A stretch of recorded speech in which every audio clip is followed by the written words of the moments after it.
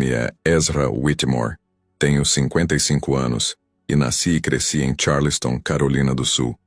Venho de uma família profundamente cristã, onde a fé sempre foi o centro de tudo. Desde pequeno, minha mãe me ensinou a importância da oração. Todo dia, sem falta, eu rezava ao acordar e antes de dormir. Era um hábito tão arraigado que continuei fazendo isso por toda a minha vida adulta, até o dia em que quase morri. Olhando para trás, percebo que minha fé era algo que eu tomava como certo. Era como respirar, algo que eu fazia sem pensar muito a respeito. Ia à igreja todos os domingos, participava das atividades da comunidade, tentava seguir os ensinamentos da Bíblia. Achava que estava fazendo tudo certo, sabe? Eu me considerava um bom cristão e, honestamente, nunca duvidei que meu lugar no céu estivesse garantido. Trabalhei como contador por mais de 30 anos. Me casei com Abigail, minha namorada do ensino médio, e tivemos 2 filhos. Nossa vida era tranquila e estável. Tínhamos uma casa bonita, participávamos ativamente da igreja local e éramos respeitados na comunidade. Eu me orgulhava disso.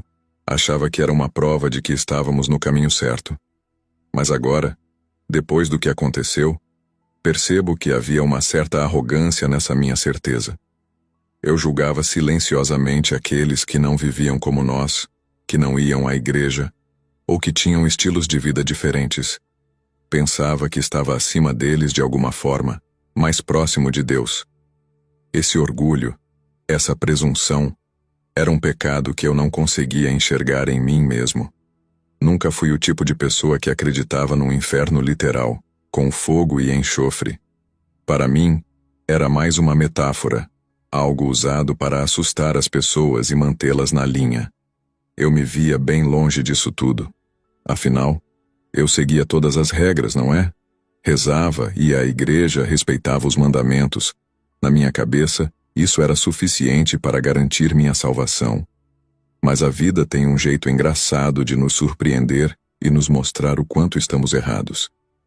E foi exatamente isso que aconteceu comigo em um dia que deveria ser de pura alegria e celebração. Um dia que mudou completamente minha visão sobre fé, pecado e o verdadeiro significado da salvação. É essa história que quero compartilhar com vocês agora.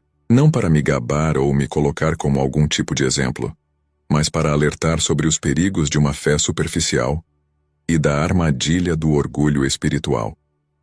Minha experiência de quase morte foi um despertar brutal, um chamado para enxergar a verdade que eu havia ignorado por tanto tempo. Então, se você estiver disposto a ouvir, gostaria de contar como um simples pedaço de bolo em um casamento quase custou minha vida. E, paradoxalmente, me mostrou o verdadeiro significado de viver. Era um sábado de verão, daqueles que parecem saídos de um cartão postal. O céu estava de um azul tão intenso que chegava a doer os olhos, e o ar estava perfumado com o cheiro das flores do jardim. Eu estava me arrumando para ir ao casamento de Mark, um amigo de infância. Crescemos juntos, frequentamos a mesma igreja, e agora ele estava prestes a se casar com sua namorada de longa data. Cheguei cedo à cerimônia, que aconteceria em um belo jardim nos arredores da cidade. Enquanto ajudava com os últimos preparativos, não pude deixar de pensar em como Deus havia abençoado aquele dia. Tudo parecia perfeito. As fileiras de cadeiras brancas dispostas na grama verde, o arco de flores no altar improvisado, a brisa suave que balançava as folhas das árvores. Era como se um pedaço do paraíso tivesse descido à terra. A cerimônia foi linda e emocionante. Enquanto via Mark e sua noiva trocando votos, senti uma onda de gratidão pela minha própria vida, meu casamento, minha família. Agradeci silenciosamente a Deus por todas as bênçãos que tinha recebido. Depois da cerimônia, todos se dirigiram para a recepção. O ambiente estava alegre e festivo. Música suave tocava ao fundo. Pessoas riam e conversavam animadamente. Eu circulava entre os convidados, cumprimentando velhos amigos e conhecidos. Me sentia bem, feliz por fazer parte daquele momento especial. Foi então que me aproximei da mesa do bolo. Era uma obra de arte, 4 andares de glacê branco, decorado com delicadas flores de açúcar. O garçom estava servindo as fatias, e eu, sem pensar duas vezes, peguei um pedaço. Mal sabia que aquele simples gesto mudaria minha vida para sempre. Eu tenho alergia a amendoim desde criança. É algo que sempre levei muito a sério, sempre verificando ingredientes e fazendo perguntas em restaurantes. Mas naquele dia, distraído pela alegria do momento e confiante de que em um casamento cristão não haveria nada que pudesse me fazer mal, não perguntei sobre os ingredientes do bolo. Dei a primeira mordida e imediatamente senti algo estranho. No começo, pensei que fosse apenas a emoção do dia me afetando. Mas logo a sensação familiar de coceira na garganta começou. Tentei me acalmar dizendo a mim mesmo que era só impressão minha. Afinal, como poderia haver amendoim em um bolo de casamento? Mas a sensação piorou rapidamente. Minha garganta começou a fechar e o pânico tomou conta de mim. Olhei em volta, desesperado, tentando encontrar minha esposa. As vozes e a música ao meu redor começaram a ficar distantes, como se eu estivesse submergindo na água. Consegui balbuciar: "Socorro", antes de sentir minhas pernas fraquejarem. Vi rostos preocupados se virando para mim. Ouvi gritos distantes pedindo uma ambulância. A última coisa que me lembro é do rosto assustado de Abigail se inclinando sobre mim, suas lágrimas caindo em meu rosto, enquanto tudo ficava escuro. Naquele momento pensei que era o fim. Ironicamente, meu último pensamento consciente foi uma oração. Deus, por favor, me perdoe. Não sabia exatamente pelo que estava pedindo perdão, mas senti uma necessidade urgente de fazer as pazes com Deus antes que fosse tarde demais. E então, o mundo desapareceu. Quando abri os olhos, ou pelo menos achei que tinha aberto, estava cercado por uma escuridão absoluta. Não era como fechar os olhos à noite no quarto. Era um vazio completo, sem nenhum ponto de referência. Tentei me mover, mas não sentia meu corpo. Não havia sensação de peso, de calor ou frio. Era como se eu tivesse me tornado puro pensamento, flutuando em um mar de nada. No início, o pânico tomou conta de mim. Onde eu estava? O que tinha acontecido? Estava morto? Tentei gritar, mas não havia som. Tentei me beliscar, mas não tinha mãos para fazê-lo. Era uma sensação de impotência total, de estar completamente à mercê de forças que eu não compreendia. Não sei dizer quanto tempo fiquei assim. Poderia ter sido segundos, horas ou anos. Naquele vazio, o tempo parecia não existir. Aos poucos comecei a me acalmar. Ou talvez fosse impossível manter o pânico por tanto tempo. Comecei a pensar na minha vida, nas pessoas que amava, nas coisas que tinha feito e nas que deixei de fazer. Era como se toda a minha existência estivesse passando diante de mim. Não em flashes rápidos como dizem que acontece antes da morte, mas em uma reflexão profunda e detalhada. Foi então que notei algo diferente. No meio daquela escuridão infinita, um ponto minúsculo de luz apareceu. Era tão pequeno que a princípio pensei ser minha imaginação, mas quanto mais eu me concentrava nele, mais ele parecia crescer. Ou talvez fosse eu que estivesse me movendo em sua direção, é difícil dizer.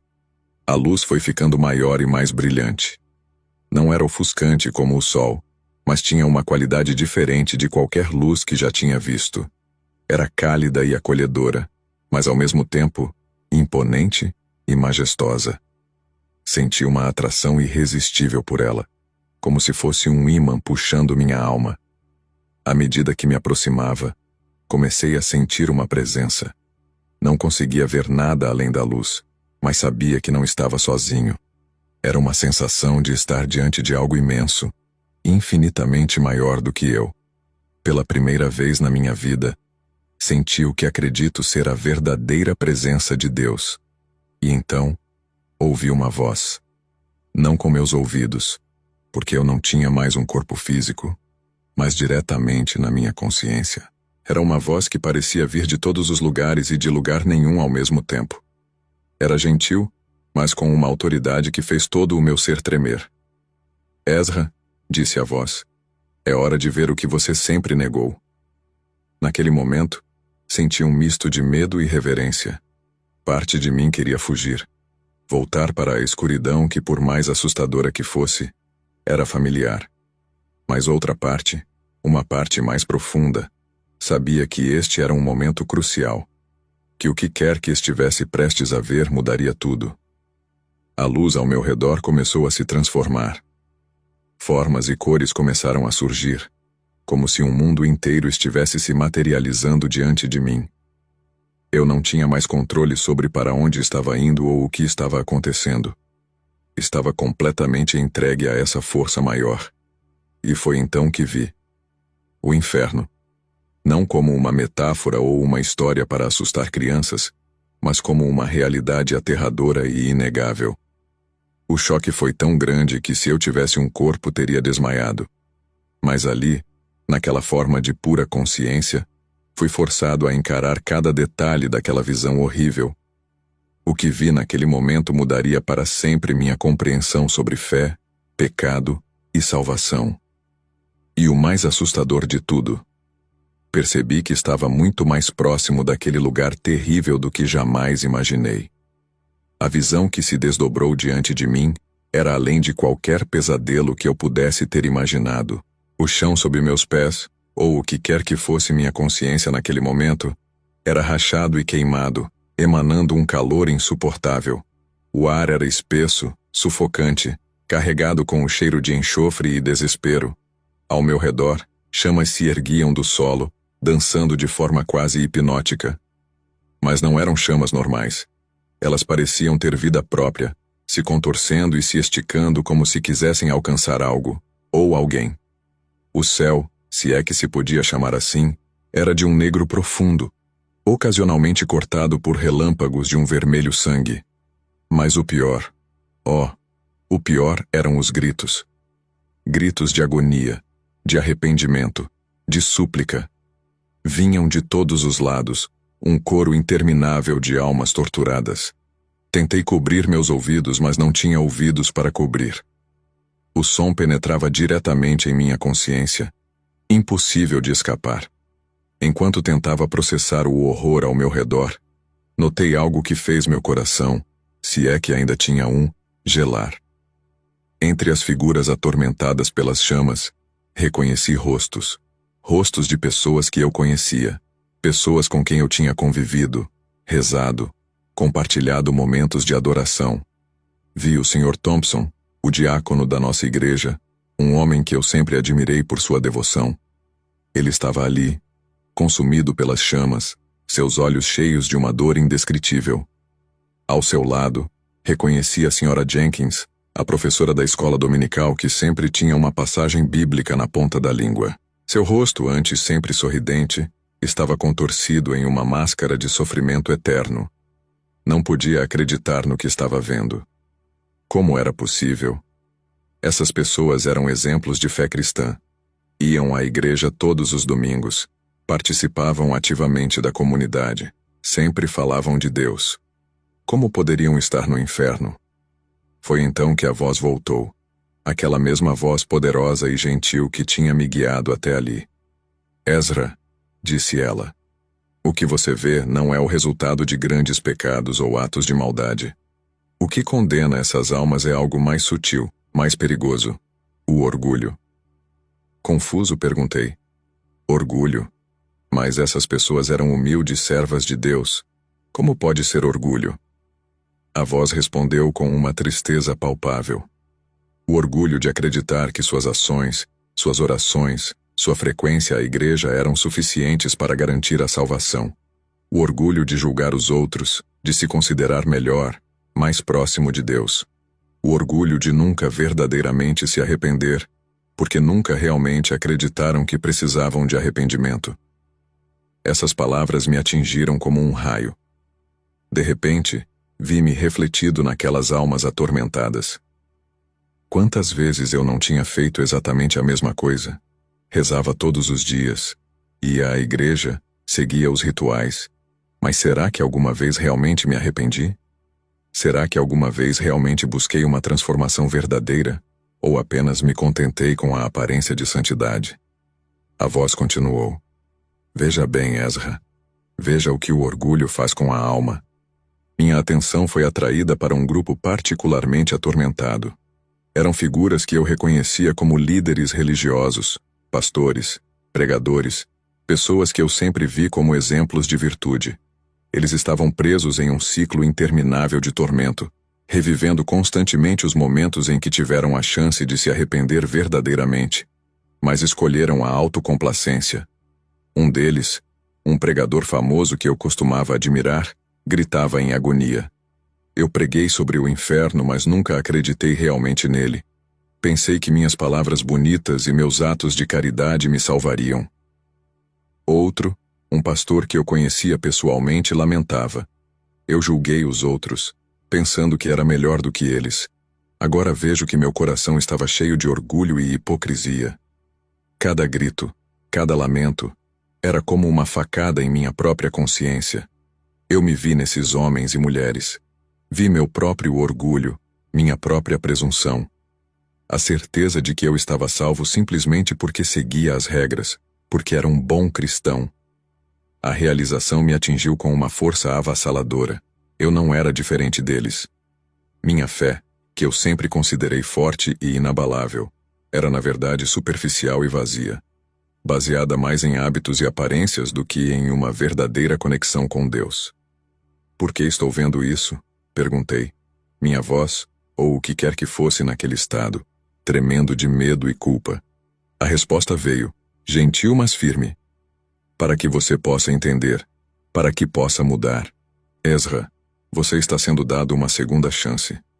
Uma oportunidade de ver a verdade e escolher o caminho certo. Naquele momento, senti uma onda de gratidão e humildade me invadir.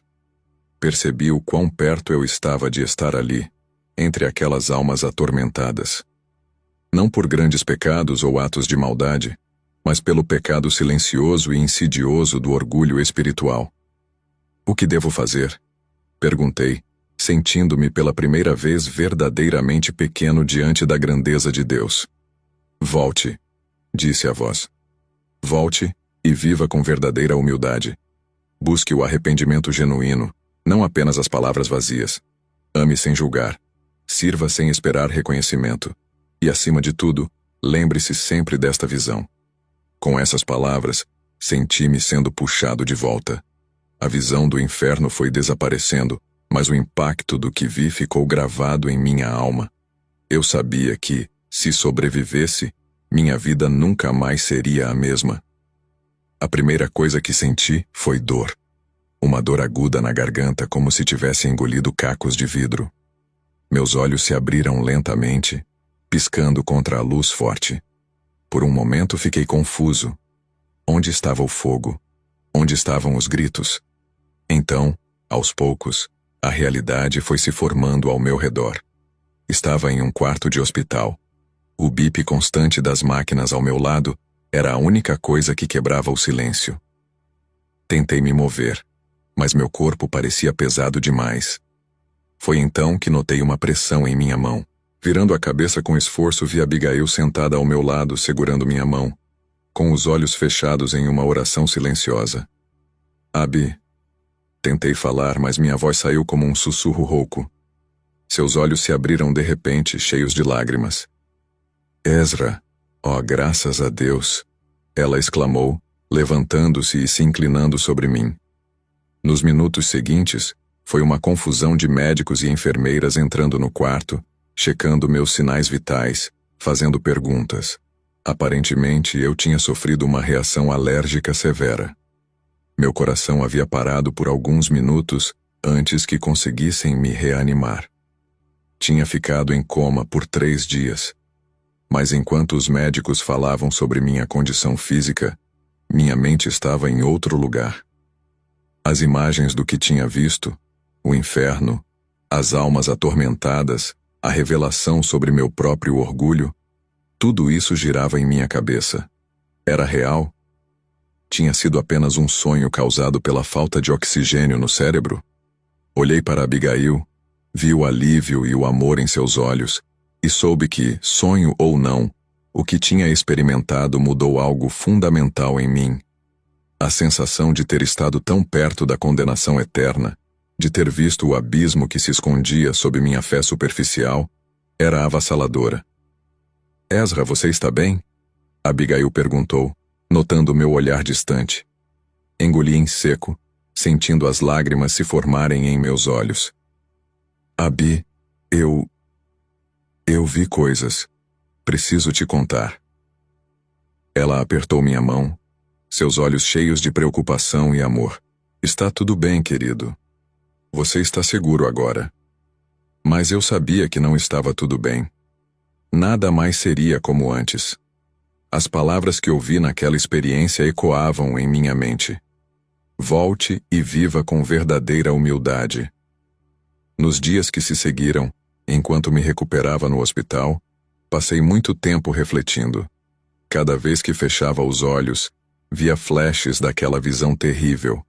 O calor das chamas, os gritos de agonia, os rostos contorcidos de pessoas que eu conhecia e respeitava.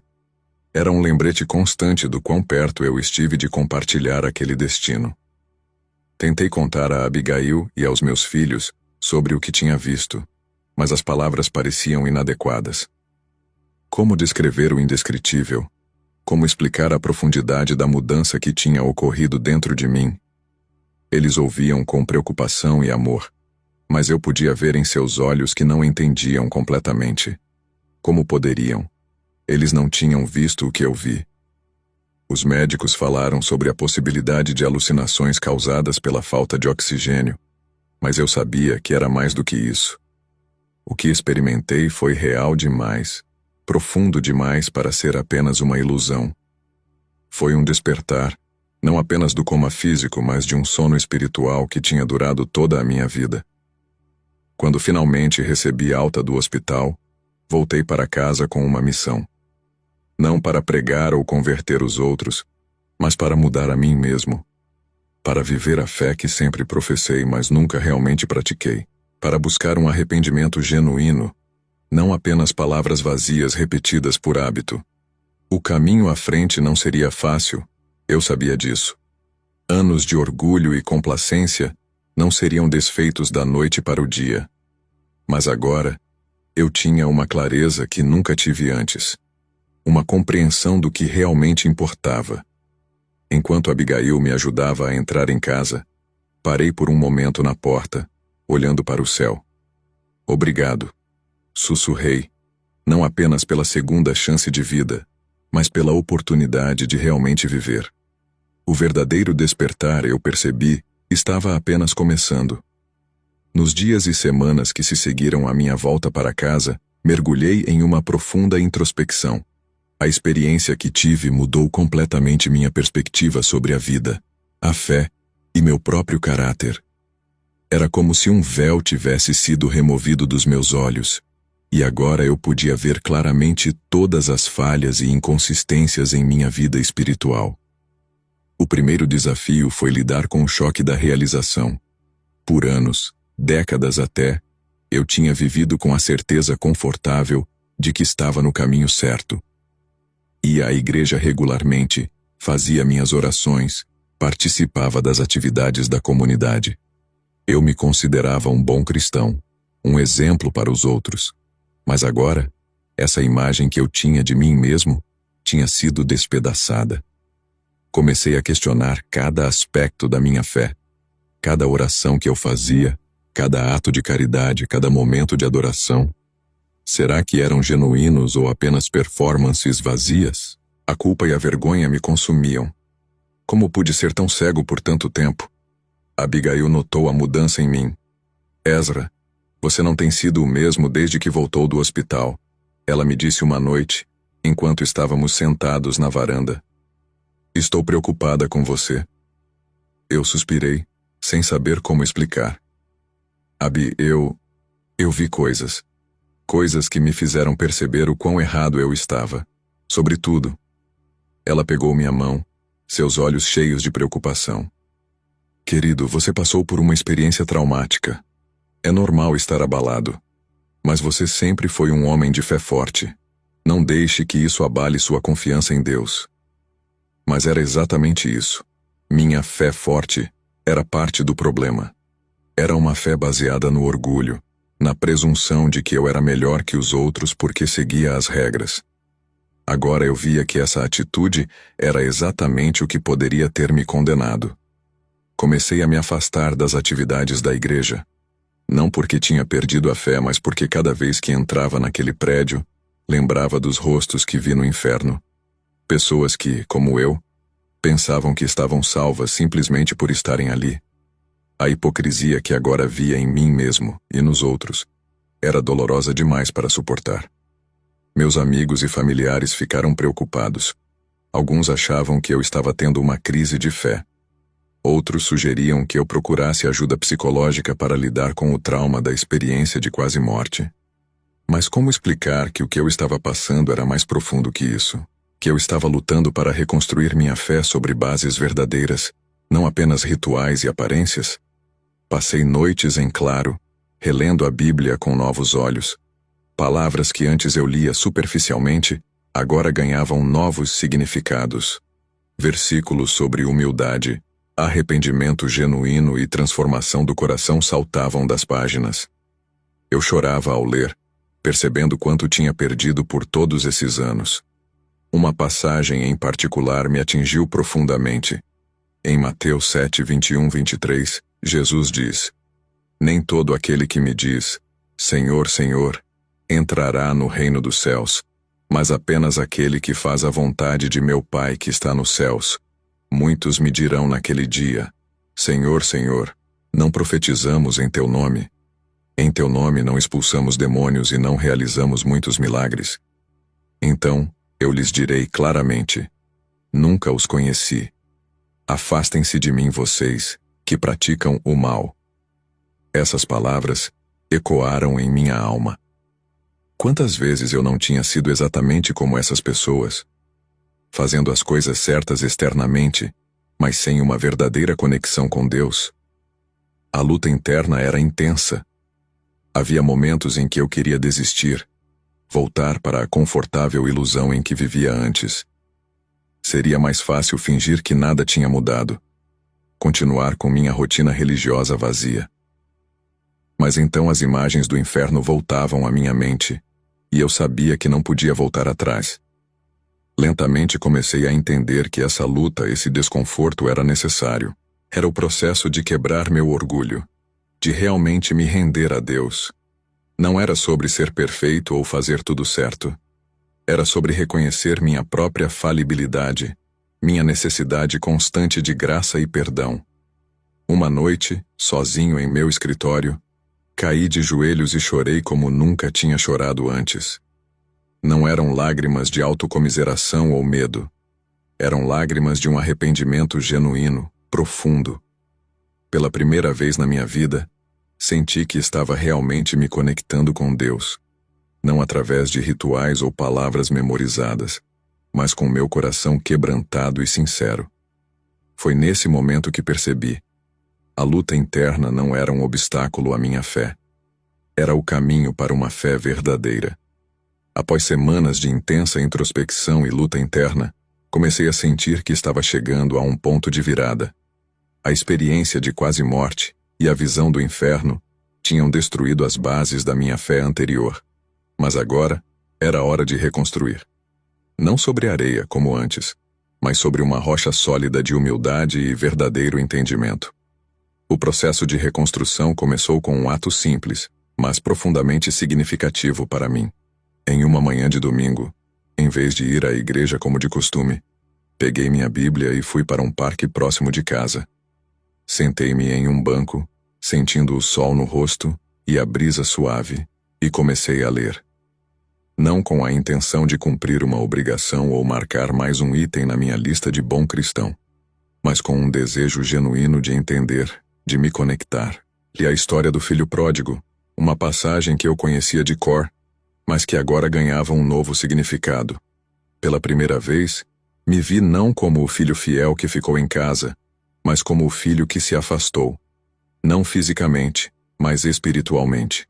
Eu tinha desperdiçado anos em uma fé superficial, e agora estava voltando, quebrantado e humilde para os braços do Pai. Lágrimas escorriam pelo meu rosto enquanto eu lia. Não eram lágrimas de tristeza ou medo como antes, mas de alívio e gratidão. Pela primeira vez, senti o amor incondicional de Deus de uma forma que nunca tinha experimentado antes. Esse momento no parque marcou o início de uma nova jornada na minha fé. Comecei a buscar Deus não nos rituais ou nas aparências, mas nos momentos quietos de reflexão, na natureza, nas pessoas ao meu redor. Passei a ver a Bíblia não como um conjunto de regras a serem seguidas cegamente, mas como um guia para um relacionamento profundo com Deus. Minha forma de orar também mudou drasticamente. Antes, minhas orações eram quase mecânicas, uma lista de pedidos e agradecimentos superficiais. Agora, passei a conversar com Deus como se estivesse falando com um amigo próximo. Compartilhava minhas dúvidas, meus medos, minha gratidão. E, mais importante, passei a ouvir, a ficar em silêncio e esperar pela orientação divina. A mudança em mim não passou despercebida pela minha família e amigos. Abigail foi a primeira a notar. Uma noite, enquanto estávamos sentados na varanda depois do jantar, ela pegou minha mão e disse: Ezra, você está diferente. Não sei explicar, mas parece que há uma paz em você que nunca vi antes. Sorri, apertando sua mão. Você tem razão, Abi. Eu estou diferente. Passei por um inferno literalmente para chegar aqui, mas agora sinto que finalmente entendo o que significa realmente ter fé. Expliquei a ela sobre minha nova forma de ver as coisas, sobre como estava reconstruindo minha relação com Deus. Abigail ouviu atentamente, seus olhos se enchendo de lágrimas. Estou tão feliz por você, querido, ela disse. E se essa é sua nova jornada, quero estar ao seu lado em cada passo. Sua compreensão e apoio foram fundamentais nesse processo de reconstrução. Juntos começamos a explorar novas formas de expressão da nossa fé. Em vez de apenas ir à igreja aos domingos, passamos a nos envolver mais ativamente em projetos comunitários. Começamos a oferecer refeições para moradores de rua uma vez por semana, não como uma obrigação religiosa, mas como uma expressão genuína de amor ao próximo. Minha relação com meus filhos também se aprofundou. Em vez de tentar impor minha fé a eles, comecei a compartilhar abertamente minhas dúvidas, lutas e descobertas. Fiquei surpreso ao ver como isso abriu espaço para conversas profundas e significativas sobre espiritualidade e o sentido da vida. No trabalho, as pessoas notaram uma mudança na minha atitude. Eu já não estava tão preocupado em parecer o cristão perfeito. Em vez disso, passei a tratar todos com mais compaixão e empatia, reconhecendo que cada pessoa está em sua própria jornada espiritual. Um dia, um colega de trabalho me procurou após uma reunião. Ezra, ele disse, não sei o que mudou em você, mas há algo diferente. Você parece mais autêntico. Sorri, agradecido pela observação. Digamos que eu tive uma experiência que me fez ver as coisas de uma nova perspectiva, respondi. Aprendi que a verdadeira fé não está em parecer perfeito, mas em reconhecer nossas imperfeições e, ainda assim, buscar ser melhor a cada dia. À medida que os meses passavam, senti minha fé se fortalecendo, mas de uma maneira completamente diferente do que antes. Não era uma fé baseada na certeza ou na superioridade moral, mas uma fé humilde, questionadora e sempre em crescimento. Voltei à igreja eventualmente, mas com uma nova atitude.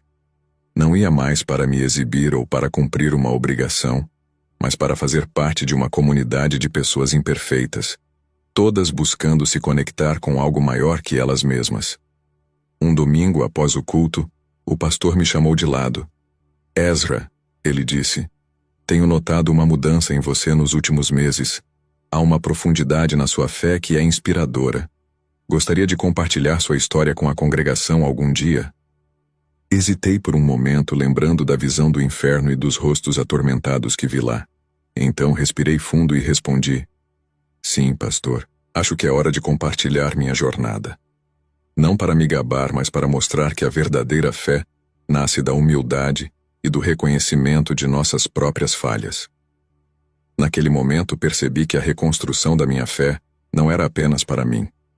Era uma oportunidade de ajudar outros a evitarem os mesmos erros que eu cometi, de mostrar que o verdadeiro cristianismo não está na perfeição aparente, mas na busca constante por uma conexão genuína com Deus e com o próximo. A jornada de reconstrução da minha fé estava longe de terminar. Na verdade, eu sabia que seria um processo contínuo pelo resto da minha vida. Mas agora, pela primeira vez, sentia que estava no caminho certo. Um caminho de humildade, autenticidade e amor verdadeiro. A transformação pela qual passei após minha experiência de quase morte não afetou apenas minha vida espiritual, mas teve um impacto profundo em todos os meus relacionamentos. Era como se eu estivesse vendo as pessoas ao meu redor com novos olhos, reconhecendo pela primeira vez a complexidade e a preciosidade de cada indivíduo. O primeiro e mais significativo impacto foi no meu casamento com Abigail. Nos primeiros dias após minha volta do hospital, ela estava preocupada e confusa com meu comportamento. Eu alternava entre períodos de silêncio introspectivo e momentos de intensa emoção. Mas à medida que comecei a compartilhar mais abertamente sobre minha experiência e as mudanças que estava sentindo, nossa relação começou a se aprofundar de uma maneira que nunca imaginei ser possível. Uma noite, enquanto estávamos deitados na cama, Abigail me perguntou: Ezra, você ainda me ama da mesma forma? A pergunta me pegou de surpresa. Abi, respondi segurando sua mão. Eu te amo mais do que nunca. Mas é um amor diferente agora. Antes eu te amava porque você era minha esposa, porque era o que se esperava de mim como um bom marido cristão. Agora eu te amo porque vejo você, realmente vejo você. Sua força, sua bondade, suas lutas. Te amo não apesar das suas imperfeições, mas incluindo elas. Lágrimas escorreram pelo rosto dela enquanto eu falava. Eu senti a diferença. Ela disse suavemente. É como se você estivesse realmente presente pela primeira vez em anos. Essa nova profundidade em nosso relacionamento se manifestou de várias formas. Passamos a ter conversas mais honestas e vulneráveis. Comecei a ouvir mais e julgar menos. Descobri aspectos da personalidade de Abigail que nunca tinha notado antes, simplesmente porque agora eu estava realmente prestando atenção. Com meus filhos, Sara e Daniel, a mudança também foi significativa. Antes, eu tinha sido um pai amoroso, mas distante.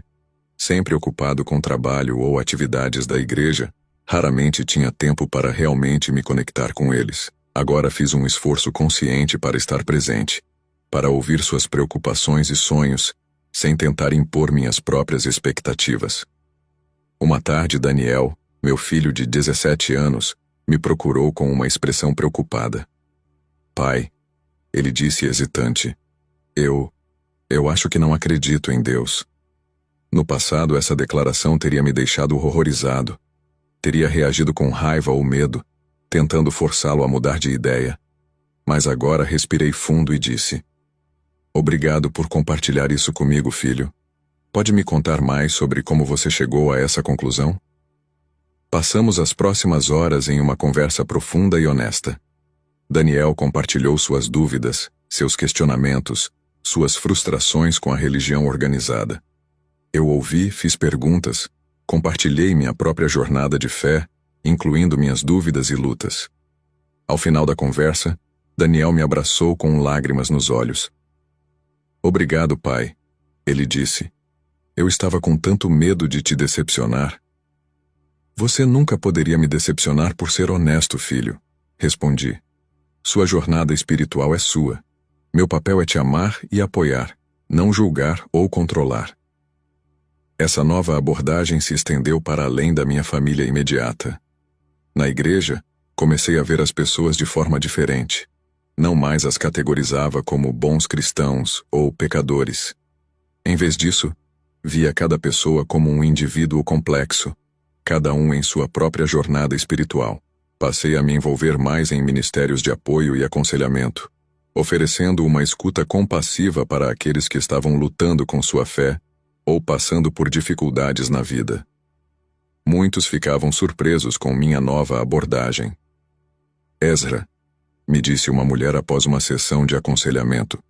Quando vim até você, esperava sermões e julgamento. Mas você apenas me ouviu e me ofereceu compaixão. É assim que imagino que Jesus trataria as pessoas. Suas palavras me tocaram profundamente, pois percebi que estava finalmente vivendo minha fé de uma maneira que realmente refletia o amor de Cristo. No trabalho, meus relacionamentos com colegas também mudaram. Deixei de lado a atitude de superioridade moral que inconscientemente havia adotado por anos. Em vez disso, passei a tratar todos com respeito e empatia, independentemente de suas crenças ou estilos de vida. Um dia, um colega que se declarava ateu me procurou.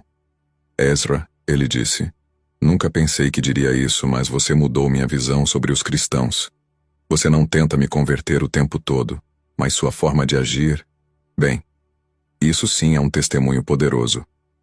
Sorri, agradecido por suas palavras. John, respondi, aprendi que o verdadeiro testemunho não está no que dizemos, mas em como vivemos e tratamos os outros. À medida que os meses passavam, percebi que minha experiência de quase morte não tinha apenas transformado minha relação com Deus, mas tinha revolucionado a forma como eu me relacionava com todas as pessoas ao meu redor. Aprendi a ver cada indivíduo como alguém precioso aos olhos de Deus, digno de amor e respeito, independentemente de suas crenças ou ações. Essa nova perspectiva trouxe uma riqueza e uma profundidade aos meus relacionamentos que eu nunca tinha experimentado antes. Era como se eu tivesse passado a vida vendo o mundo em preto e branco, e agora, finalmente, podia ver todas as cores. Conforme os meses se passaram após minha experiência de quase morte, senti que estava fazendo progressos significativos em minha jornada espiritual. Meus relacionamentos haviam melhorado, minha fé estava mais profunda e autêntica, e eu sentia uma paz que nunca havia experimentado antes. No entanto, havia um aspecto da minha transformação que eu ainda não tinha enfrentado completamente: meu passado. Um domingo à tarde, enquanto folheava um antigo álbum de fotos com Abigail, uma imagem em particular chamou minha atenção. Era uma foto de um churrasco da igreja, tirada cerca de 5 anos antes. Nela, eu estava sorrindo, rodeado por membros da congregação, parecendo o exemplo perfeito de um líder cristão. Mas agora, olhando para aquela foto, senti uma onda de vergonha e arrependimento. Abi, disse eu, minha voz trêmula. Olhando para essa foto agora, tudo o que consigo ver é hipocrisia. Eu sorria e agia como se tivesse todas as respostas, mas por dentro eu estava vazio. Abigail colocou a mão no meu ombro, seus olhos cheios de compreensão.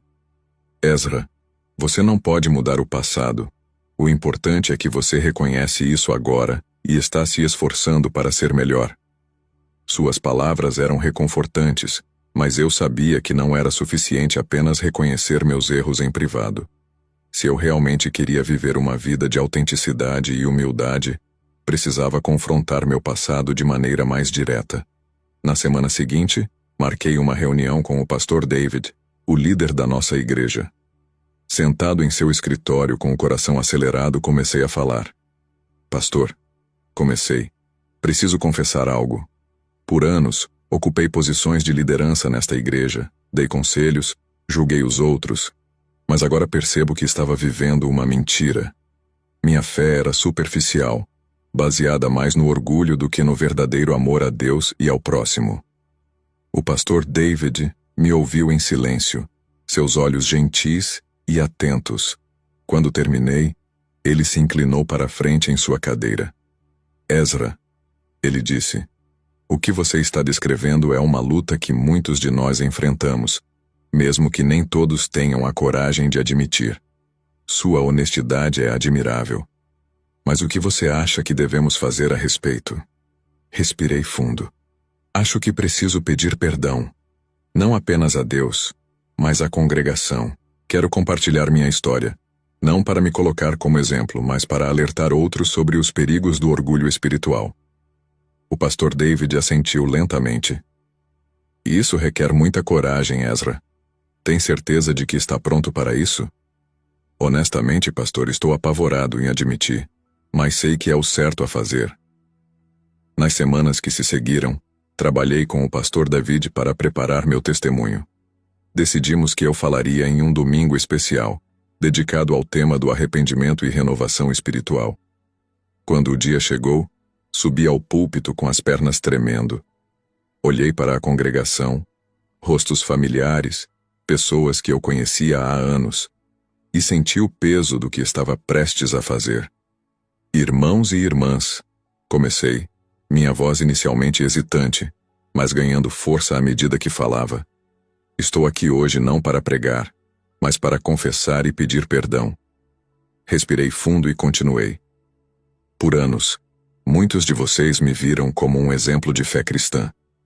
Eu ocupava posições de liderança, dava conselhos, julgava os outros. Mas hoje preciso admitir que tudo isso era baseado em uma mentira. Um murmúrio percorreu a congregação. Vi expressões de choque, confusão e preocupação nos rostos à minha frente. Mas eu sabia que precisava continuar. Há alguns meses, tive uma experiência de quase morte, expliquei. Nessa experiência, Deus me mostrou o quanto minha fé era superficial e vazia. Eu estava cheio de orgulho espiritual, acreditando que era melhor que os outros simplesmente porque seguia as regras e participava das atividades da igreja. Então, compartilhei com eles a visão do inferno que tive, as almas atormentadas que vi, incluindo aquelas que, como eu, pensavam estar salvas por sua religiosidade externa. Descrevi o horror de perceber o quão perto eu estava de compartilhar aquele destino. Estou aqui hoje, continuei, minha voz tremendo com emoção, para pedir perdão. Perdão a Deus por ter distorcido sua mensagem de amor em uma exibição de falsa piedade, e perdão a todos vocês por ter sido um exemplo de hipocrisia em vez de autêntica fé cristã. Olhei para os rostos na congregação. Alguns choravam, outros pareciam chocados, alguns assentiam em compreensão. Não estou aqui para me colocar como um novo exemplo a ser seguido, esclareci. Estou aqui como um aviso. Um aviso sobre os perigos do orgulho espiritual, da fé superficial, do julgamento dos outros. Estou aqui para dizer que o verdadeiro cristianismo não está em parecer perfeito, mas em reconhecer nossas imperfeições e buscar genuinamente a transformação através do amor de Deus. Quando terminei de falar, houve um momento de silêncio que pareceu durar uma eternidade. Então, lentamente, pessoas começaram a se levantar. Não para ir embora, como eu temia, mas para se aproximar do altar.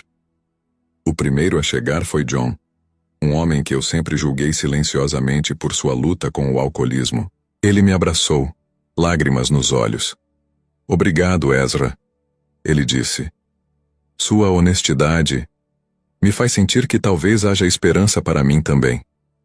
Após John, veio uma enxurrada de pessoas. Alguns vieram confessar suas próprias lutas com a hipocrisia e o orgulho espiritual. Outros vieram simplesmente oferecer perdão e apoio.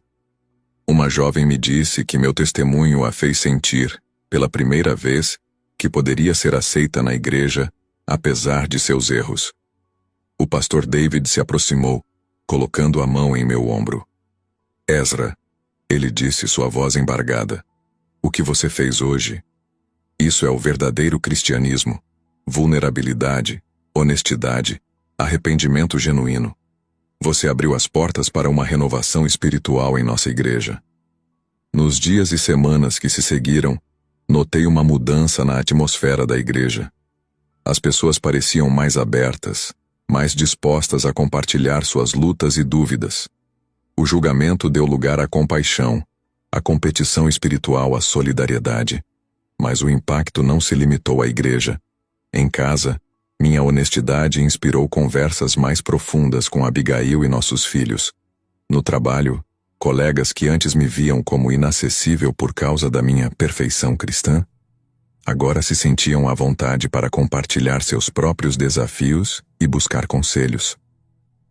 Um dia, enquanto caminhava pelo parque, encontrei Maria, uma antiga membro da igreja que havia se afastado anos atrás. Ezra, ela disse, ouvi sobre seu testemunho. Isso me fez querer dar outra chance à igreja. Sorri, sentindo uma mistura de humildade e gratidão. Maria, respondi. A igreja não é um lugar para pessoas perfeitas. É um hospital para pecadores como todos nós. Eu aprendi isso da maneira mais difícil, mas agora sei que é nessa imperfeição que encontramos a verdadeira graça de Deus.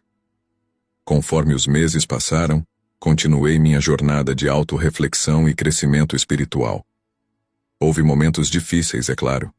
Algumas pessoas deixaram a igreja, incapazes de lidar com a nova atmosfera de vulnerabilidade.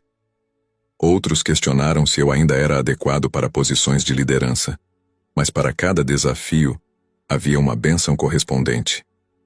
Vi vidas sendo transformadas, relacionamentos restaurados, fé renovada. E o mais importante, vi minha própria fé se aprofundar de uma maneira que nunca imaginei ser possível. Confrontar meu passado não foi fácil. Foi doloroso, assustador e por vezes humilhante, mas foi também libertador.